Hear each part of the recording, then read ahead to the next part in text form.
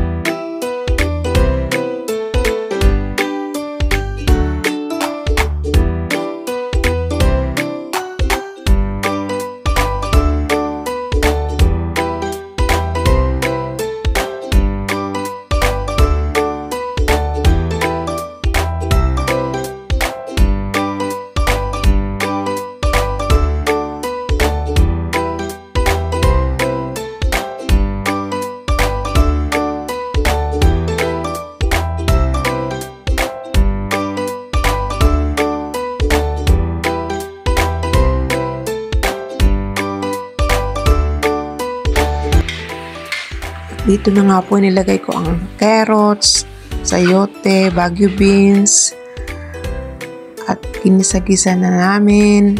Ayan. Nakalimutan na naman i-video ng aring si vlogger na 357 Olive Kitchen. Ay kainaman nga naman ang pagbablog na rin pagkabise.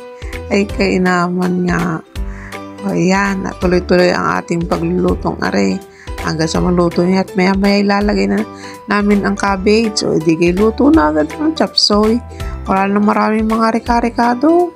At ayos din. Basta may chop suey mix. Yan, tinakluban at medyo maluto ang gulay. Ay pag mga senior ang kakain, hindi kailangan ng half cook ang gulay. Ay magagalit sa iyo.